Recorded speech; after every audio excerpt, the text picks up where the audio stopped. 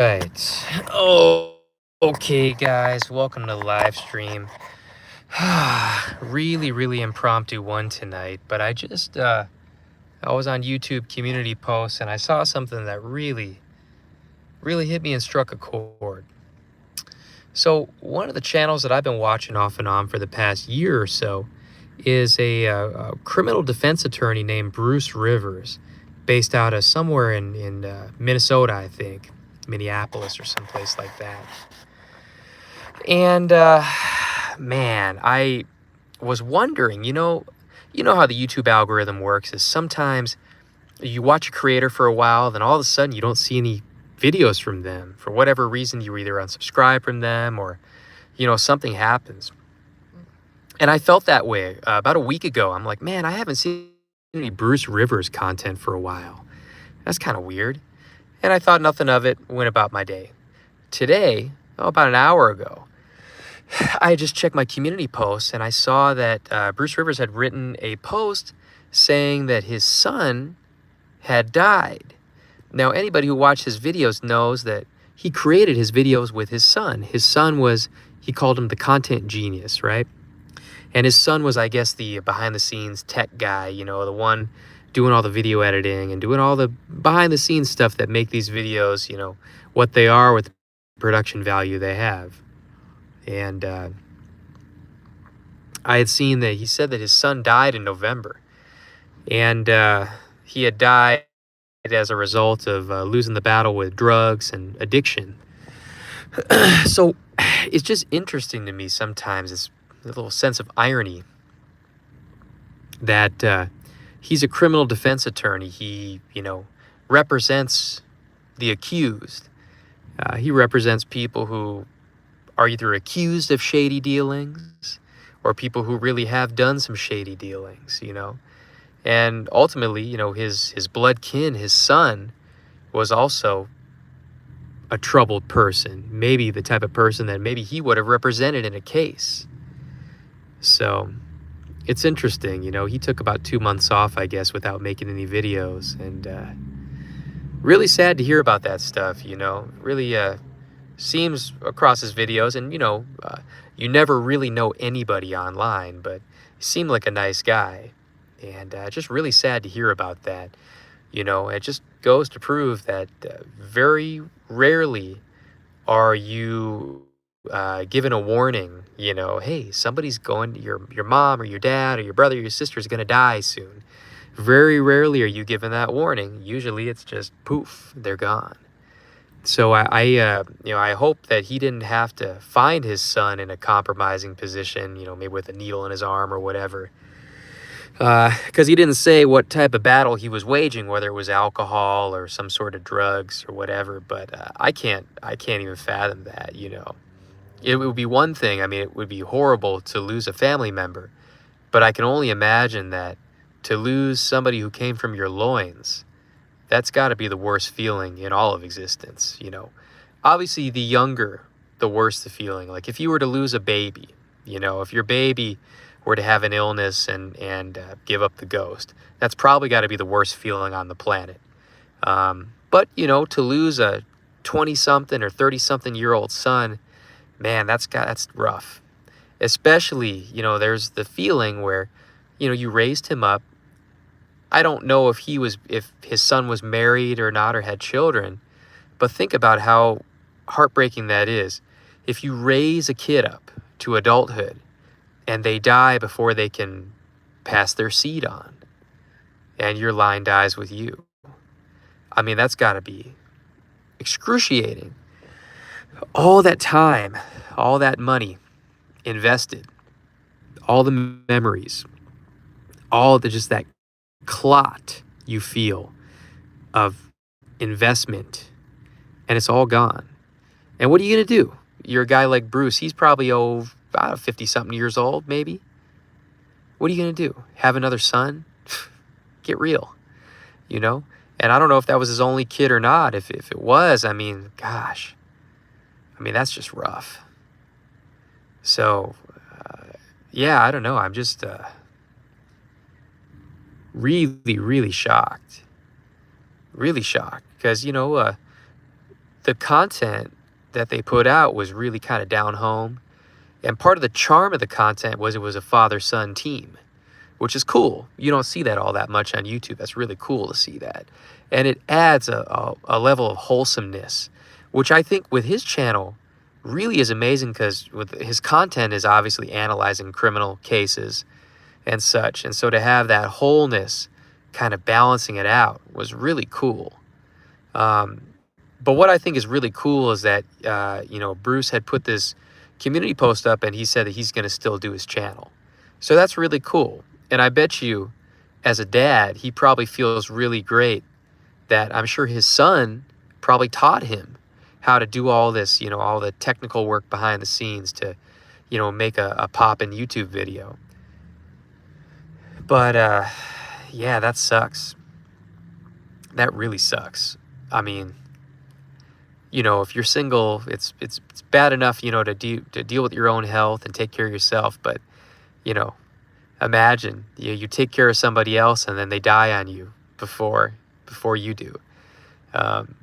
You got to wonder what the learning lesson is in that, is if you have to bury your own child. You got to wonder what the lesson is in that. What are you learning from that? It's got to be the most excruciating feeling in the world. There can't be a worse pain. Getting stabbed in the heart is probably preferable to having to bury a child. I mean, it's got to be the most excruciating pain. I can't fathom anything that would be worse than that. You could be tortured, and it wouldn't be worse. Because obviously any solid parent would do anything for their child, whoever the child is, whatever they've done, whatever they haven't done. Any solid parent would do anything for their child. There are parents who lie for their children. There are parents who will cover for their children, whatever. Because that bond is, that's the strongest adhesive in the universe, I guess, is the parent-child bond. That's got to suck. I mean, because not only do you bury your child, but now it's like you got to, you're making a ritual of visiting the gravesite. It's almost like having a loved one in prison or something, I mean, whether you're visiting a correctional institution or you're visiting a graveyard, I mean, it's the same kind of decrepit, morbid, just drab feeling. Horrible. I mean, that's got to be the point. I know a lot of people say, when their parents die, it's hard to eat. You just kind of, life loses its luster for a time. But I would imagine if your child were to die, I mean, you probably have thoughts of not even wanting to go on. For what, I mean, I would imagine you probably feel guilty too. I mean, imagine, like, Bruce hears that his son dies, but then he's hungry. He wants to go eat. He probably feels guilty about needing to eat. Well, my son's dead. I feel so guilty about needing to eat. I haven't eaten all day, or whatever the case may be.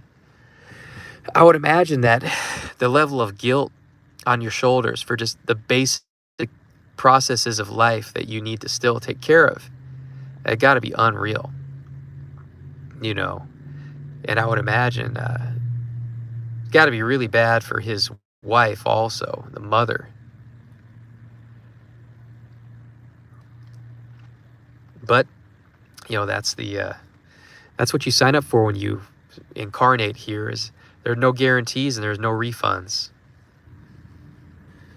So ride the ride, because you can't redeem your ticket for the money you paid for it. No guarantees, no refunds. No guarantees, no refunds, and no fair playing field. It's the wildest game in the universe. Well, actually, the universe is in the game. So, it's the wildest game in infinity. I don't know how to explain it. Crazy.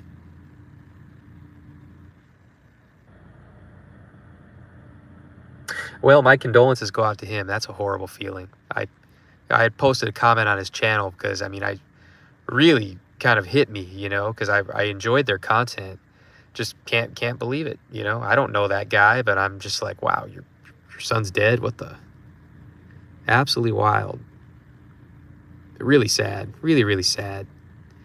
Well, it's always the productive and good ones that seem to go early, and it's the hearts of darkness that seem to stay here without any problems for the longest.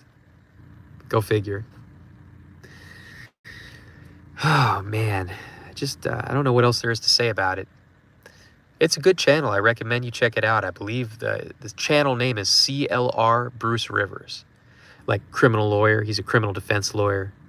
It's a good channel. It's a solid channel. If you're into, kind of true crime sort of stuff, or the inner workings of courtroom processes or defense attorneys, it's good quality content. And I don't know, maybe the empathy in me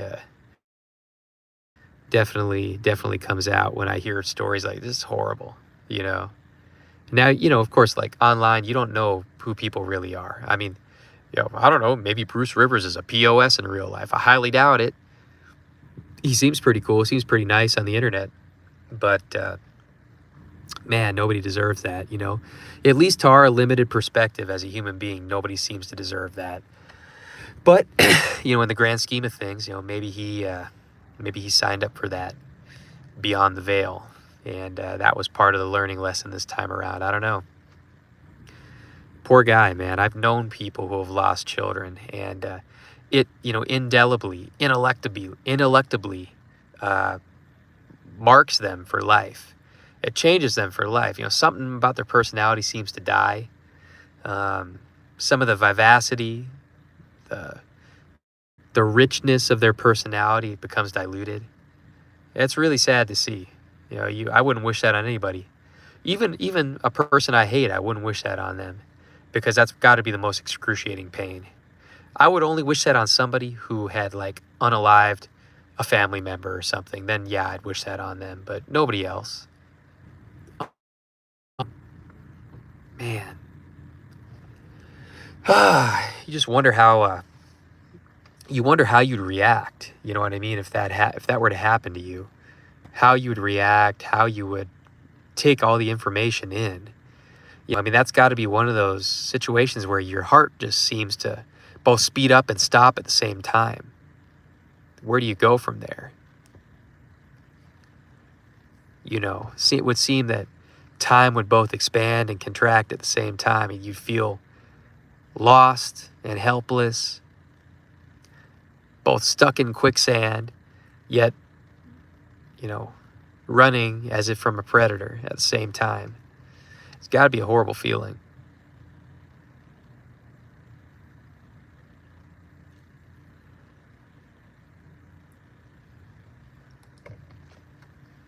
It's weird because, the last video he made was about the whole thing with Lil Durk. Lil Durk basically probably going to prison for life or very close to it for, a homicide and attempting to set up some confusion with booking multiple flights and trying to flee, to a country without extradition. So it's interesting. He's talking about Lil Durk, obviously, Lil Durk had unalived somebody allegedly, and then, well, there you go. His son is unalived inadvertently. Well, actually, we don't know. We don't know if he committed unaliving of his own free will, or if it was accidental, by imbibing of whatever drug he was using. That's actually something interesting to think about.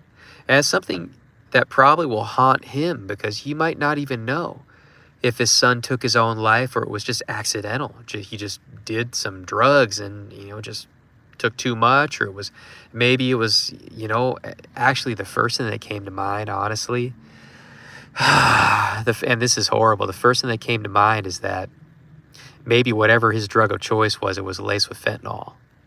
That's the first thing that I thought of. And I mean, you see billboards on the interstate, no matter where you go, billboards on the interstate with, a child who had died, because they had smoked some weed or whatever, and it was laced with fentanyl. You hear these stories all the time. Just really, really sad. Really sad. I mean, it's just one more PSA, I guess, to, if you are doing illicit substances, you probably want to stop doing that because you never know what you're getting. You never know what you're getting, and especially nowadays, when one of the consequences of marijuana becoming legal in the United States, where you can buy it through government sanctioned dispensaries, is that the cartels got out of that. And because the cartels were losing so much money as a result of marijuana becoming legalized, they shifted to fentanyl. And so now you've got these numerous cases of otherwise good kids or people who just dabbled in illegal substances, and they bought something off the street and it was laced with fentanyl, and now they're not alive anymore. So I'm really wondering if that's what happened with Bruce Rivers' son. That's really sad, man. I mean, that's why you want to stay away from that stuff. It's not like I don't know, a decade or two or longer ago where you know yeah, I'm not advocating for illegal activity, but if you were a drug user, I mean, you could be pretty assured that the worst thing that your drugs were cut with was Drano. You know, now, well, Drano, Drano's looking pretty good compared to fentanyl. So, fentanyl is no joke. It is absolutely no joke. I actually know a cop out here who I wouldn't say he's a friend, but he's kind of like an acquaintance, and he had accidentally touched fentanyl without gloves, and they had to administer Narcan to him, and he said it was the most frightening experience of his life. So, man, I kind of wish that in the school system, like they do Scared Straight or they do Dare for drug awareness, I really hope they start putting stuff out there about fentanyl, because these kids just don't know, man. Like, dude, you can lace a cigarette with fentanyl. I mean, you can't trust nothing nowadays. You can't do anything nowadays because it could be your last puff, your last sip, and then you're gone.